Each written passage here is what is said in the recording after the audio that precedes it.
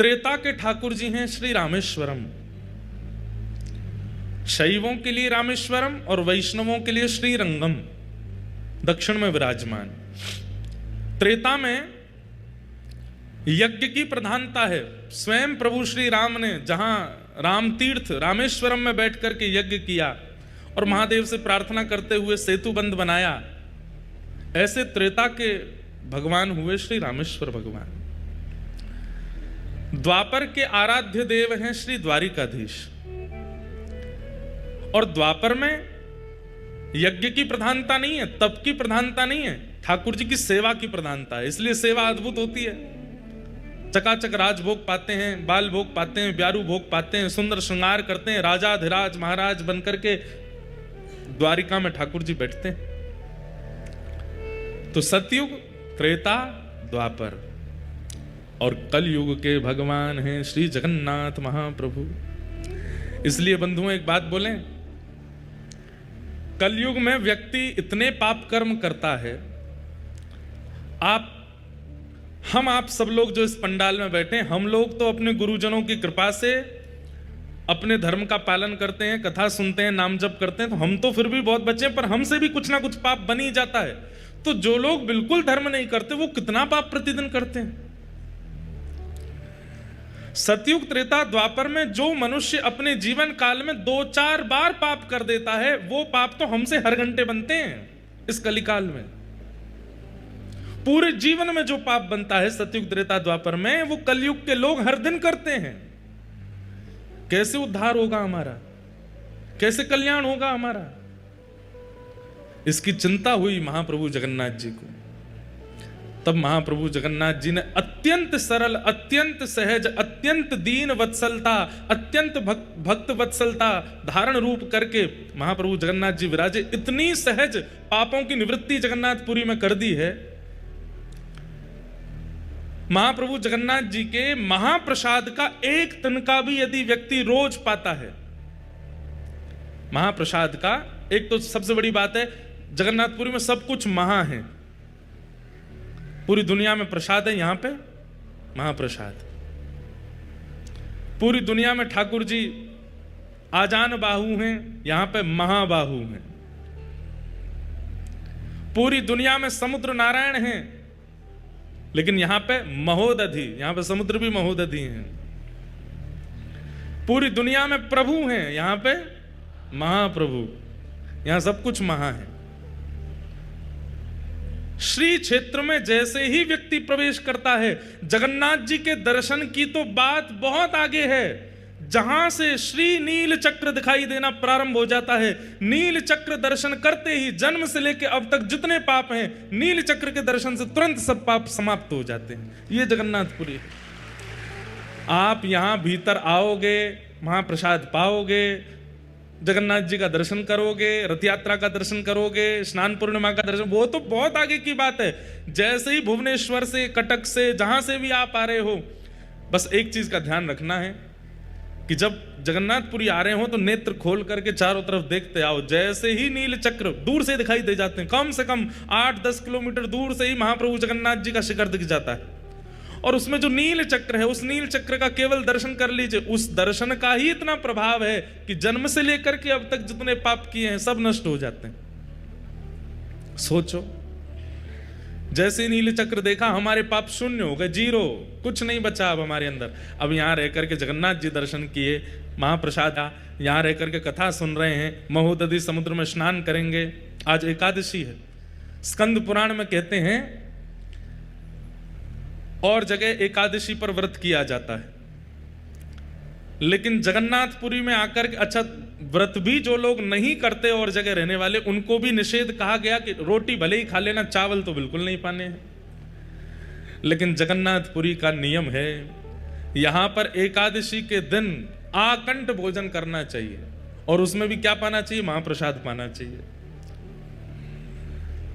आकंठ। अच्छा एक बात और, कई लोग कहते हैं कि श्री जगन्नाथपुरी में एकादशी नियम होता ही नहीं, और अगर ये बहाना लगा करके होटल पे खा रहे हैं, बाहर कुछ भी खा रहे हैं, चाउमीन पिज्जा बर्गर उड़ा रहे हैं एकादशी के दिन, और कह रहे हैं कि यहां तो एकादशी होती नहीं, तो महापाप लगेगा। एकादशी के दिन केवल और केवल महाप्रसाद ही आप लोग पा सकते हैं। ठाकुर जी का अधरामृत पाने की आज्ञा है, बाहर का अपनी जीव के चटोरेपन के लिए कुछ खाने लग जाओ तो अपराध ही है भैया वो। इसलिए आज ठाकुर जी का अधरामृत पाने की आज्ञा है, बाहर का अपनी जीव के चटोरेपन के लिए कुछ खाने लग जाओ तो अपराध ही है भैया वो। इसलिए आज एकादशी है। आज हम सवेरे निकले बंबई से, कुछ नहीं पाए, केवल पानी पर रहे। यहाँ पहुंचे लगभग 12:30 बजे, महाप्रभु का प्रसाद आया।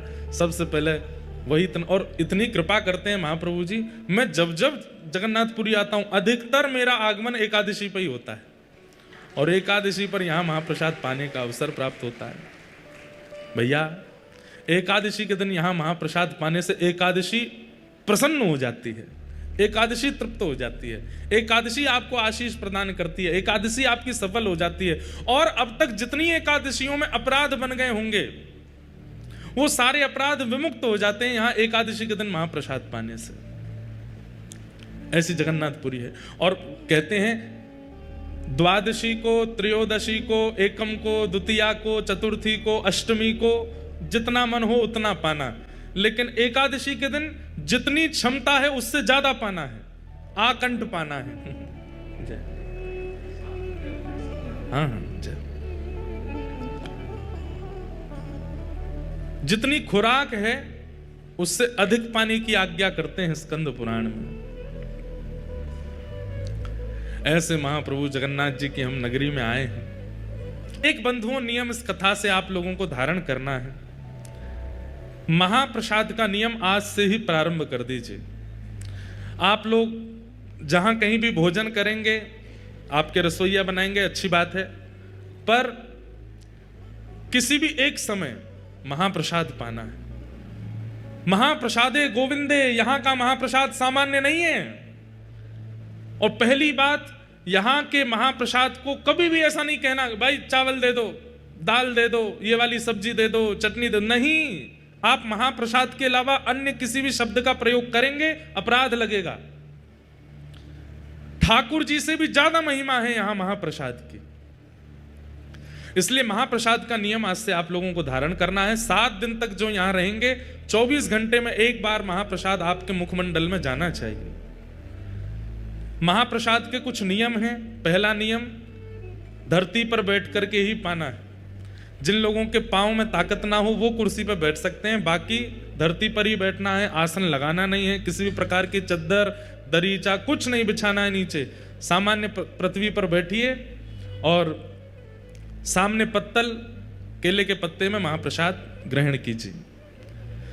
दूसरा नियम, महाप्रसाद के प्रत्येक ग्रास को लेते समय यही मानना है कि श्री महाप्रभु जगन्नाथ जी ही मेरे अंतस्थ में, जैसे कथा में कानों से प्रवेश करते हैं, दर्शन में नेत्रों से प्रवेश करते हैं, ऐसे ही महाप्रसाद के रूप में मुख से प्रवेश कर रहे हैं, भीतर जा रहे हैं महाप्रभु जी। प्रत्येक ग्रास को लेते समय यही भाव रखना है कि ये महाप्रभु जगन्नाथ जी हैं। एक तिनका भी छोड़ना नहीं। भले ही 2 घंटा लग जाए, घूम घूम करके आओ, थोड़ा पचा के फिर पालो, लेकिन वो छोड़ना नहीं है। एक तिनका भी अगर आप लोग उसका व्यर्थ करते हैं तो उसका अपराध बताया गया स्कंद पुराण में कि फिर देवता आकर के उसको पाते हैं और फिर देवताओं को उच्छिष्ट पवाने। वैसे तो महाप्रसाद उच्छिष्ट नहीं होता है, महाप्रसाद कोई भी पा सकता है, लेकिन आपका उच्छिष्ट कहीं फेंक दिया गया और उसके बाद देवता आकर के जब उसको देखते हैं तो उनको जो क्रोध आता है उस क्रोध का अपराध आपको लगेगा। तो या तो उतना ही लीजिए जितना पा सकते हैं, उससे अधिक यदि लिया है तो एक तिनका भी व्यर्थ ना जाए। यह महाप्रसाद का तीसरा नियम। पूरी पत्तल जैसी रखी गई थी आपके उठने समय वैसी ही मिले, बिल्कुल सब एक एक कण आपके मुख में चला जाए। उसका प्रभाव 7वें दिन देखिएगा। नित्य महाप्रसाद पाने का आपको अनुभव होगा कि यहां से लौटने के बाद आपकी भक्ति में, आपके प्रेम में, आपके व्यवहार में, आपके स्वभाव में पहले से ज्यादा दीर्घता आ गई होगी ठाकुर जी के प्रति। क्यों? क्योंकि आपके रक्त में, मांस में, रुधिर में, अस्थियों में, सब जगह महाप्रभु जगन्नाथ जी विराजमान हो गए हैं। इसलिए महाप्रसाद का चौथा नियम, आप पा रहे हैं और कोई व्यक्ति दूसरा पाने की इच्छा रखता है तो आप उसको तुरंत अपने पास बैठा सकते हैं, और कोई आपसे बिना पूछे भी बैठ जाए और आपकी पत्तल में पानी लग जाए तो आप उसको मना नहीं कर सकते। महाप्रसाद झूठा नहीं होता, महाप्रसाद पवित्र ही रहता है। हाँ, बस इतना ध्यान रखना चाहिए लोगों को कि महाप्रसाद पाते समय बन जाए तो ठीक, नहीं बने तो कोई दिक्कत नहीं है, कि महाप्रसाद को पाएं तो ये उंगलियां जो हैं ये ओष्ठ का स्पर्श ना करें, ये ऐसे ही ग्रास लें और यहाँ आकर के उसको, अब नहीं बनेगा, कई लोग तो उसको फिर गेरना करना नहीं, पता चली पूरे लत्ता ही बिगाड़ लिए अपने। जिनसे बन जाए तो इतनी दाल माँ डालिए कि जो वो लड्डू जैसी आकृति बने, और उसको ऐसे ही पाइए, आपके ये हाथ स्पर्श ना करें मुख का, तो ये और अच्छा है। नहीं बने तो कोई दिक्कत नहीं, खूब प्रेम से खूब चकाचक पाओ जैसे पा सको। कोई और अगर पाना चाहे तो उसमें कोई दिक्कत नहीं है, वो पा सकता है। महाप्रसाद का ही नियम, 7 दिन तक तो यहां महाप्रसाद पाना ही है। हमारा नियम तो ऐसा है कि हम सुबह से रात्रि तक और कुछ पाने वाले ही नहीं है। हमारे लाल जी की रसोई बन रही है, वो चकाचक उनका भोजन बनेगा, पर हम तो महाप्रसाद ही पाते हैं। जगन्नाथपुरी में हम और कुछ लेते ही नहीं है, महाप्रसाद ही लेंगे। तो महाप्रसाद 7वां दिन जब यहाँ पूरा हो जाए तो यहाँ से जाते समय महाप्रसाद की पोटली आप सब लोग लेके जाइएगा। उसमें से रोज एक तिनका पाना है, एकादशी हो, द्वादशी हो, कुछ भी हो। और सुनिए, सूतक हो, पातक हो, कुछ भी हो, घर में महाप्रसाद रोज पाया जा सकता है। मंदिर में प्रवेश निषेध होता है कई विशेष दिनों में, लेकिन महाप्रसाद को ग्रहण करने की अनुमति हर स्थिति में है। नहाए हो, बिना नहाए हो, पवित्र हो, अपवित्र हो, सो रहे हो, सो के उठे हो, जब चाहो महाप्रसाद का एक तिनका रोज लेना है। महाप्रसाद ये ऐसे महाप्रसाद नहीं बन जाता। जगन्नाथ जी की सबसे बड़ी रसोई है विश्व में। अब सही आंकड़े तो हमको नहीं पता होंगे, लेकिन लगभग 400 चूल्हे हैं। कितने चूल्हे? 400 चूल्हा हैं भीतर, और 700 बनाने वाले सब हमारे सेवक जन हैं। 700 रसोईया कितने हैं भैया? 10,000 आदमियों का भोजन भी ज्यादा से ज्यादा 100-150 लोग बना देते हैं, लेकिन केवल महाप्रभु जगन्नाथ जी, सुभद्रा जी, बलभद्र जी 3 हैं, और चौथे हमारे सुदर्शन जी। इनके लिए प्रसाद बनाते हैं। 700 सेवक जन लगते हैं, वो भी बड़े नियम से लगते हैं, और वे भी कोई पुरुष रूप में नहीं हैं, तो वो पुरुष रूप में ही, लेकिन भीतर प्रवेश करते ही रसोई घर में वे सब ठाकुर जी की सहचरियां हैं, उसी भाव से ही निर्माण करते हैं। निर्माण होने के बाद में फिर उसका गोपाल मंत्र से उसका आवाहन होता है, आदि आदि बड़े नियम से महाप्रसाद सिद्ध होता है। उसके बाद जब वो रसोई घर से महाप्रभु जी के पास जाएगा, कोई सामने नहीं आना चाहिए, ऊपर से पक्षी भी नहीं जाएंगे, एक कुछ भी ऐसी घटना होती है। निर्माण होने के बाद में फिर उसका गोपाल मंत्र से उसका आवाहन होता है, आदि आदि बड़े नियम से महाप्रसाद सिद्ध होता है। उसके बाद जब वो रसोई घर से महाप्रभु जी के पास जाएगा, कोई सामने नहीं आना चाहिए, ऊपर से पक्षी भी नहीं जाएंगे, एक कुछ भी ऐसी घटना होती है, फिर भोग ठाकुर जी को नहीं पधराया जाता। महाप्रभु जगन्नाथ जी के सन्मुख पधराने के बाद भी वो महाप्रसाद नहीं बना है। महाप्रभु जी को पधराने के बाद फिर वो बगल में ही विराजमान श्री बिमला माता जी को पधराया जाता, उसके बाद वो महाप्रसाद होता है। बिमला माता कौन है? दर्शन कीजिएगा। जो शक्तिपीठ हैं भारत में, उनमें से एक शक्तिपीठ महाप्रभु जगन्नाथ जी के मंदिर में ही है, विमला देवी। महाप्रभु जी को प्रसाद अर्पित होने के बाद में विमला देवी जी के सन्मुख पधराया जाता है, और जब विमला देवी उसको पा लेती हैं तब वो महाप्रसाद कहलाता है। उसके बाद वो सब देवी देवताओं में सब में वितरण होता है, सब भक्तों में वितरण होता है। उसके बाद आनंद बाजार में आता है और वहां से हम आप सब लोगों को मिलता है। विमला देवी कौन है? पार्वती। आप कहेंगे महाराज जी नारायण और लक्ष्मी जी का तो मेल देखा है, आप कहेंगे कृष्ण किशोरी जी का मेल देखा है, पर ये जगन्नाथ जी का विमला देवी पार्वती जी कैसे विराज रही हैं? तो एक बहुत सुंदर कथा है स्कंद पुराण में। ठाकुर जी का महाप्रसाद सबको नहीं मिलता था जगन्नाथ जी के विराजमान होने से पहले। ध्यान से सुनिएगा, श्री ठाकुर जी का महाप्रसाद सब जगह प्रसाद है, यहां महाप्रसाद है। ये महाप्रसाद या तो जगन्नाथपुरी में है या वैकुंठ में है, और तीसरा कोई स्थान नहीं है महाप्रसाद का। या तो जीवित अवस्था में जगन्नाथपुरी में महाप्रसाद मिल सकता है, या मृत्यु के उपरांत कोई वैकुंठ गया तो वहां मिलेगा, लेकिन वैकुंठ में भी बहुत मुश्किल है। कैसे मुश्किल है सुनो। एक बार नारद जी पहुंचे, और नारद जी रोज दर्शन करते हैं ठाकुर जी का, दर्शन करके आनंदित हो जाते हैं, परिक्रमा लगाते हैं। कभी ठाकुर जी की माला जी मिल जाती है, कभी ठाकुर जी का उपरना मिल जाता है, कभी ठाकुर जी के इत्र प्रसादी मिल जाती है, कभी ठाकुर जी का चंदन प्रसाद मिल जाता है। दर्शन करते करते वर्षों बीत गए तो नारद जी के मन में आया सब प्रसाद मिलते हैं, एक बार ठाकुर जी का अधरामृत महाप्रसाद मिल जाए। तो नारद जी बोले मैं नारद हूं, मेरी बात को कोई रद्द नहीं कर सकता, मैं मांगूंगा तो मुझे देना पड़ेगा। सब लोग इधर देखो, ध्यान से सुनो।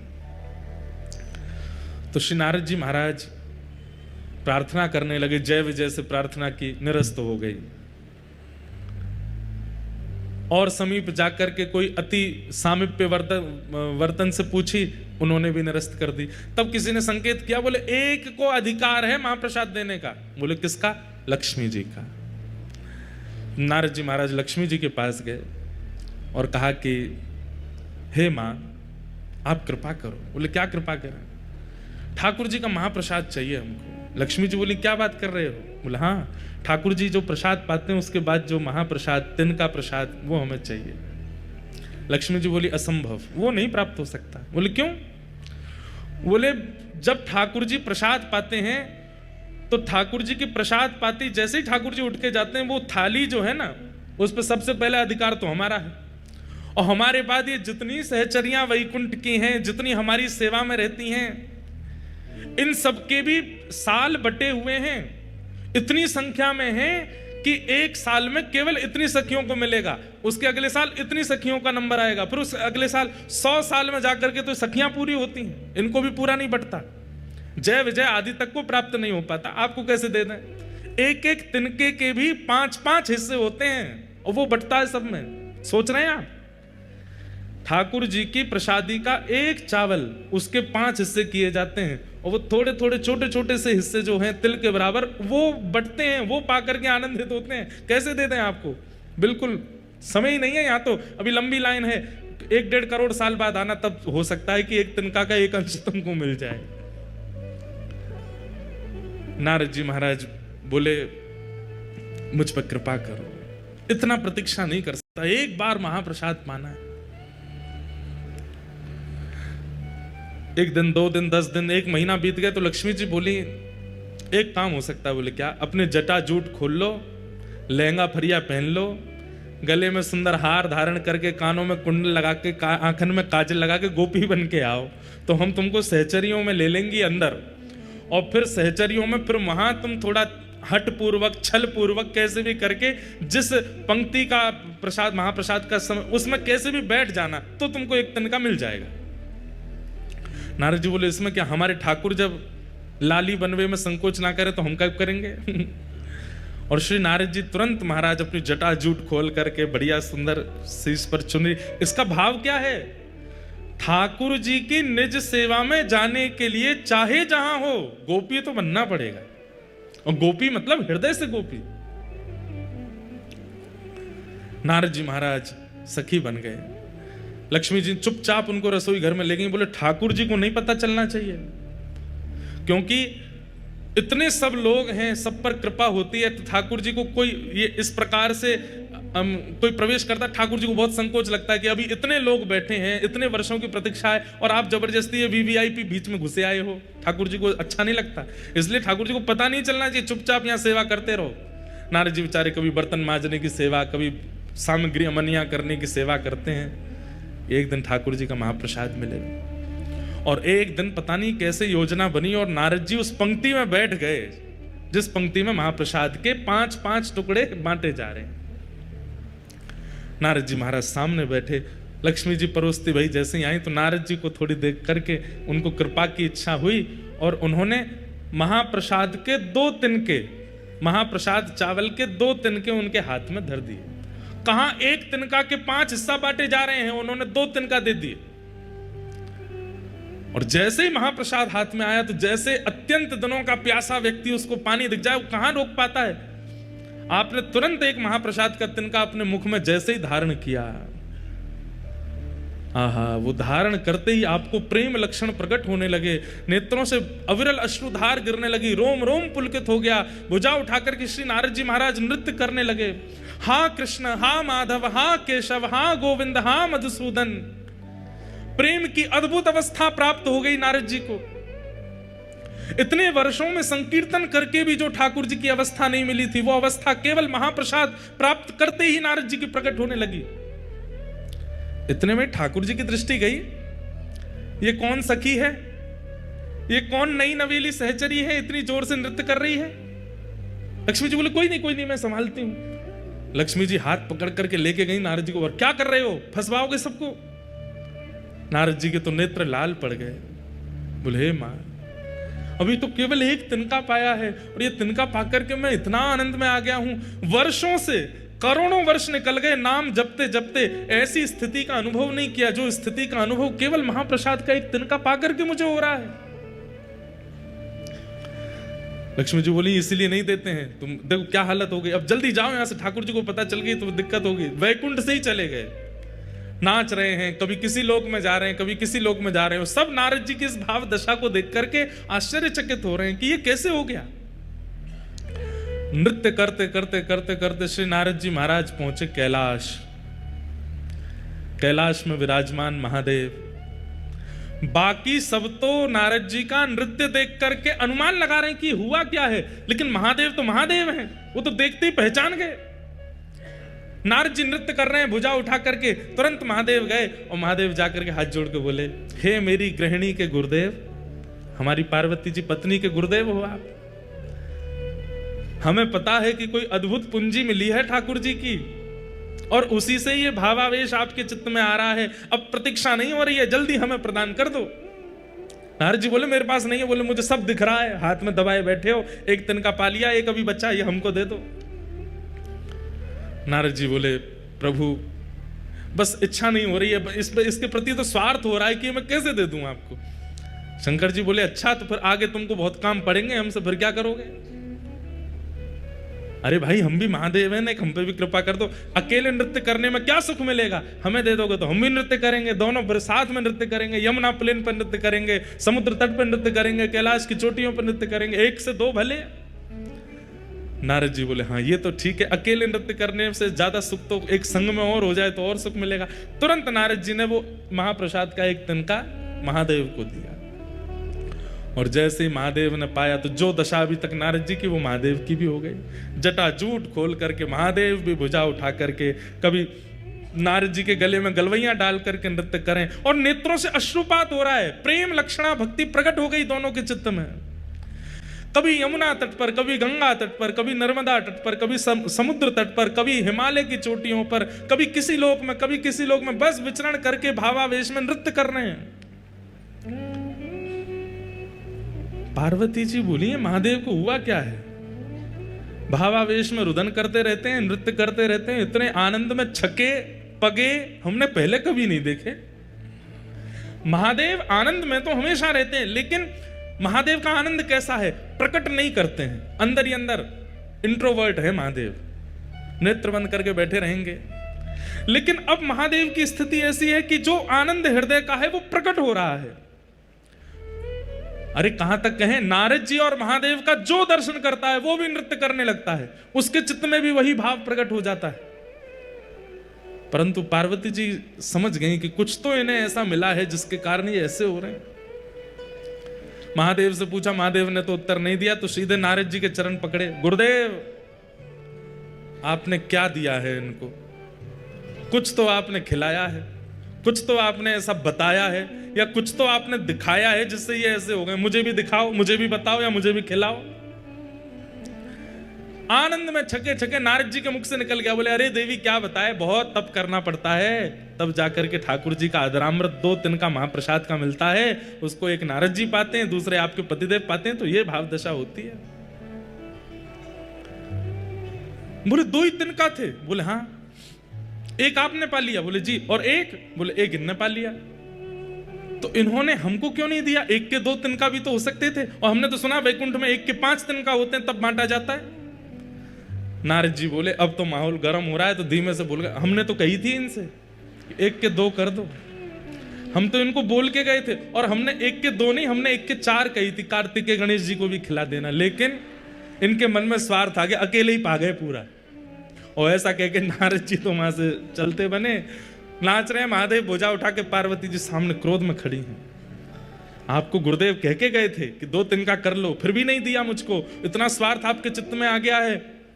अरे वैसे सब मिल बांट करके रहते हैं, लेकिन ठाकुर जी का अधरामृत मिला, अकेले पा गए, एक बार भी नहीं सोचा कि थोड़ा इनको भी दे दें। आपके गुरुदेव ने कब कहा कि 2 दिन का? मेरे गुरुदेव पे लांछन नहीं लगाओगे, वो कह के गए थे आपसे, बता के गए मुझको। कहां है तुम्हारे गुरुदेव? पता चली वो तो गए।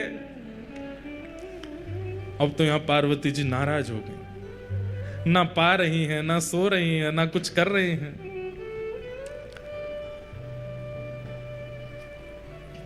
महादेव पहुंचे, देवी क्या बात है?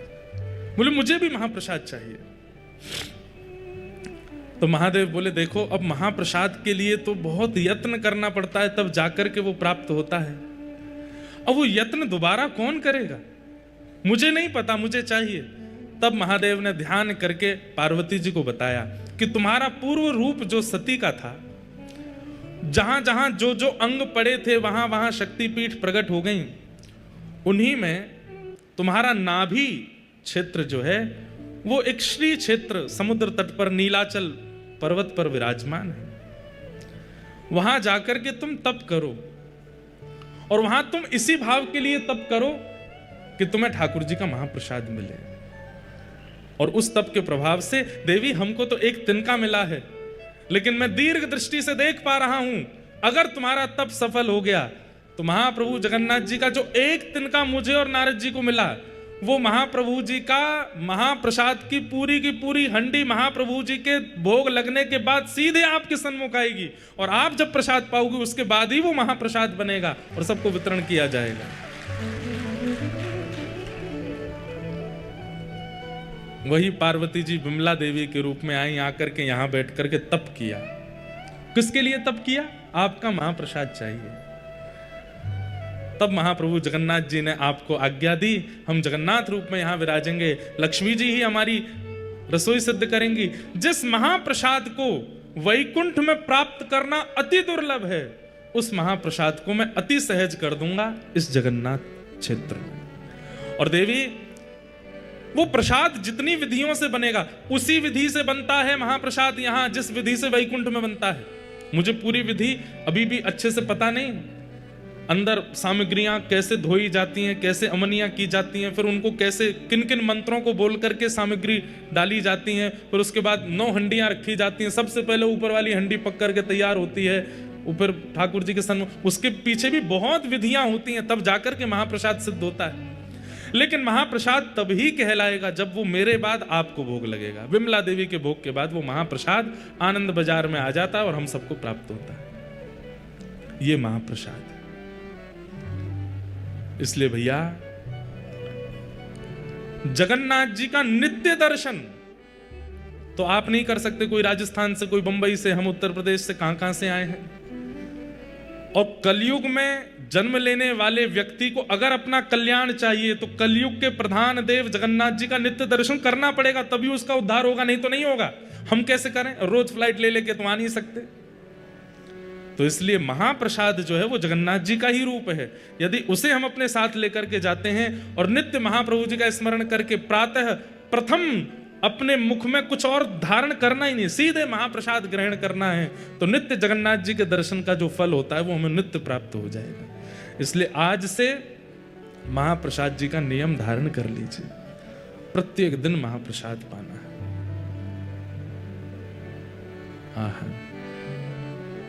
ऐसे जगन्नाथपुरी में आज हम आप सब लोग आए हैं।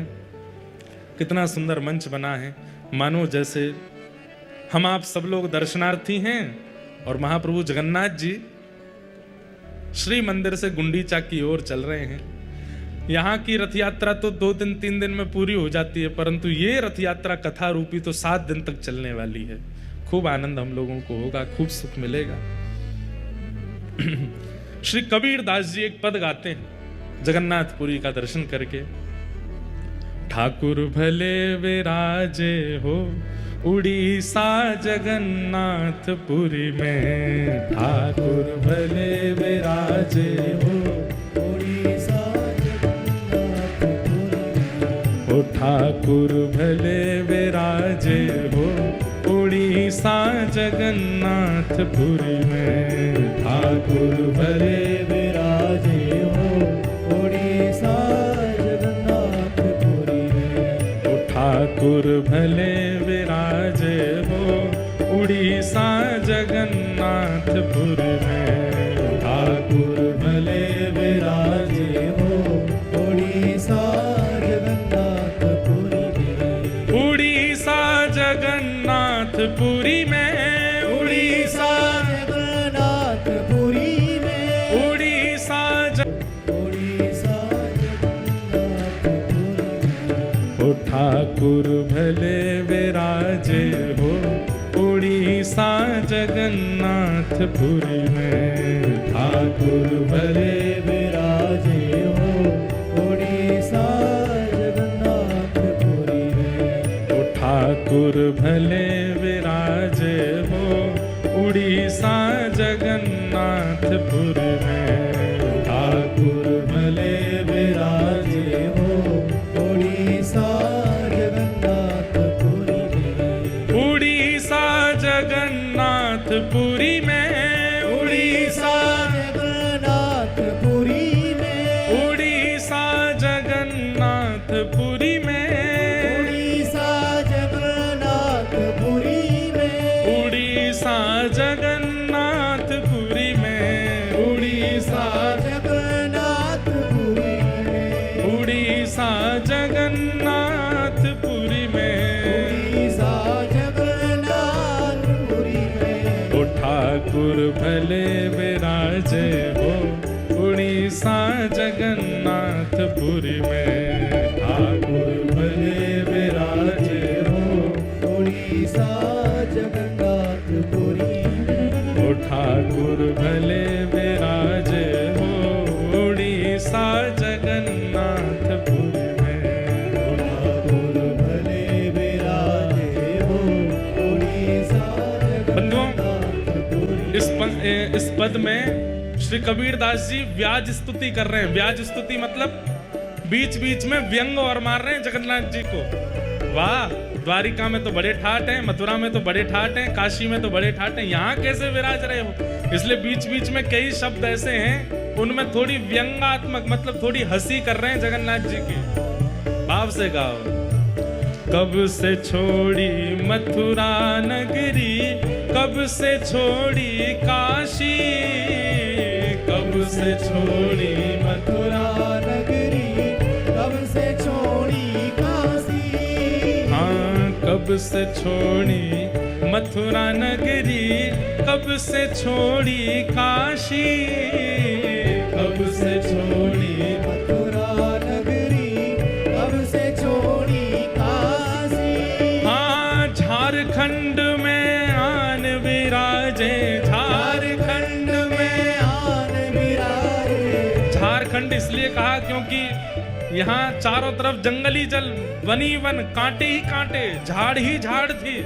झारखंड में आन विराजे, झारखंड में आन विराजे। हो यहाँ वृंदावन के वासी ठाकुर भले विराजे हो उड़ीसा जगन्नाथपुरी में। ठाकुर भले विराजे हो उड़ीसा जगन्नाथपुरी में।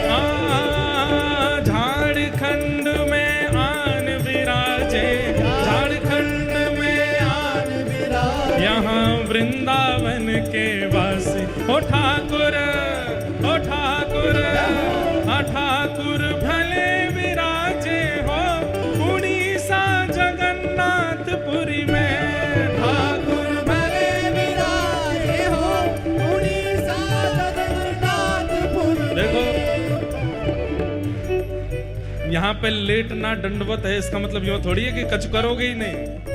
अरे इतनी संख्या में बैठे हैं, भुजा उठा के, करताल बजा के, ऊंचे स्वर में गाओ, हे ठाकुर, हाँ ठाकुर, हे ठाकुर भले विराजे हो उड़ीसा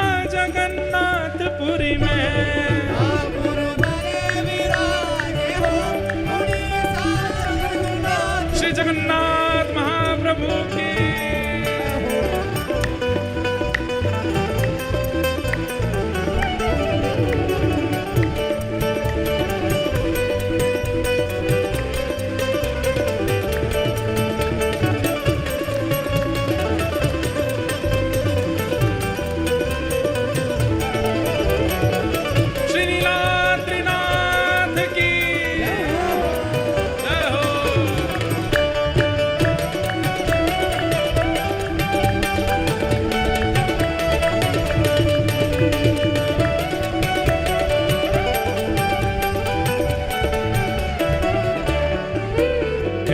सतयुग छोड़ी मथुरा नगरी, द्वापर छोड़ी काशी।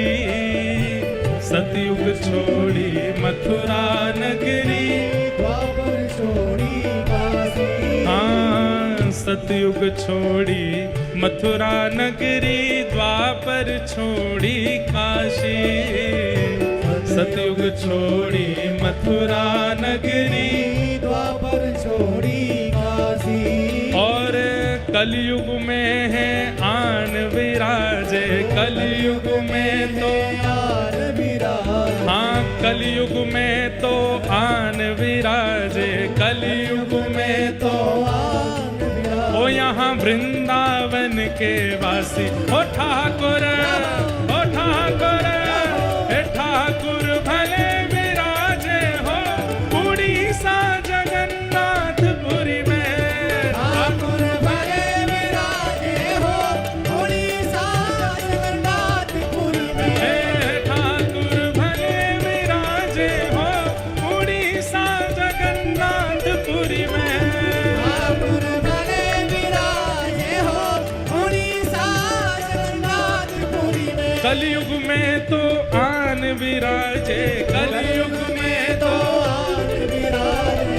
कलयुग में तो आन विराजे, कलयुग में तो आन विराजे। ओ जहाँ वृंदावन के वासी, ओ ठाकुर, ओ ठाकुर, ओ ठाकुर भले विराजे हो उड़ीसा जगन्नाथपुरी में। ठाकुर भले विराजे हो उड़ीसा जगन्नाथपुरी में। ओ ठाकुर भले विराजे हो उड़ीसा जगन्नाथपुरी में। ठाकुर भले विराजे हो उड़ीसा जगन्नाथपुरी में। उड़िया मांगे दाल खिचड़ी, बंगाली मांगे भात। उड़िया मांगे दाल खिचड़ी, बंगाली यहाँ भात। उड़िया मांगे दाल खिचड़ी, बंगाली यहाँ भात। उड़िया मांगे दाल खिचड़ी, बंगाली मांगे कहाँ? माखन मिश्री खावे वारे, दूध दही पीवे वारे, 56 भोग आरोगवे वारे, अन्नकूट करवे वारे कहाँ आके बैठे हैं? बोले जहाँ पे उड़िया के लोग तो खिचड़ी मांगते हैं और बंगाली केवल भात ही भात पूरे दिन चलता है। लेकिन किसके लिए विराजे हैं यहाँ पर? साधु मांगे दर्शन प्रभु जी, साधु मांगे दर्शन प्रभु जी। जहाँ भक्त ही मांगे दर्शन प्रभु जी, भक्त ही मांगे दर्शन प्रभु जी। और श्री महाप्रसाद। हे ठाकुर, हे ठाकुर, हे ठाकुर भले विराजे हो उड़ीसा जगन्नाथपुरी में। ठाकुर भले विराजे हो उड़ीसा जगन्नाथपुरी में। हाँ, साधु मांगे दर्शन प्रभु जी, साधु मांगे दर्शन प्रभु जी। हे साधु मांगे दर्शन प्रभु जी, साधु मांगे दर्शन प्रभु जी। और श्री महाप्रसाद। है ठाकुर, हे ठाकुर, हे ठाकुर भले विराजे हो उड़ीसा जगन्नाथपुरी में। ठाकुर भले विराजे हो उड़ीसा जगन्नाथपुरी में। हे ठाकुर भले विराजे हो उड़ीसा जगन्नाथ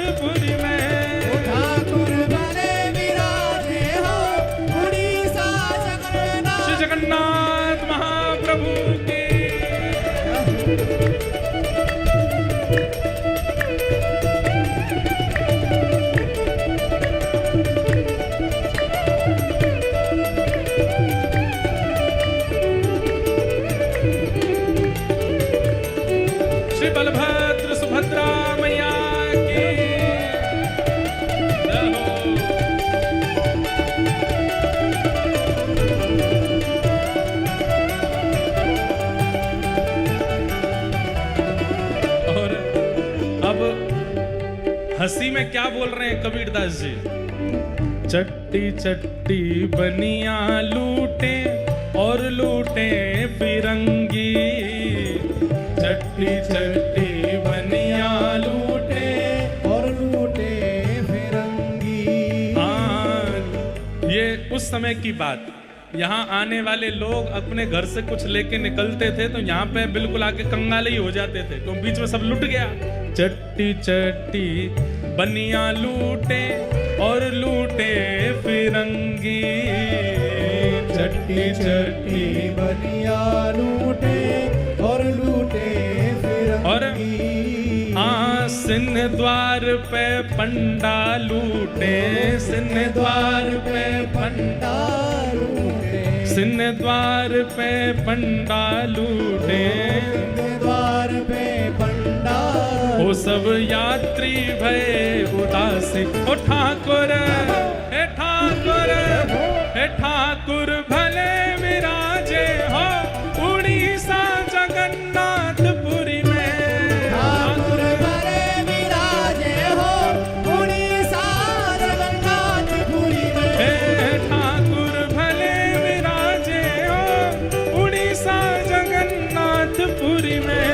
ठाकुर भले विराजे हो उड़ीसा जगन्नाथपुरी में। हाँ, सिंह द्वार पे पंडा लूटे, सिंह द्वार पे पंडा लूटे, सब यात्री भय उदासी। है ठाकुर, हे ठाकुर, हे ठाकुर भले विराजे हो उड़ीसा जगन्नाथपुरी में। ठाकुर भले विराजे हो उड़ीसा जगन्नाथपुरी में। हे जय जगन्नाथ, भजो जगन्नाथ, जय जगन्नाथ, हे जय जगन्नाथ, भजो जगन्नाथ, जय जगन्नाथ, भजो जगन्नाथ। हे गाओ जगन्नाथ, ध्याओ जगन्नाथ,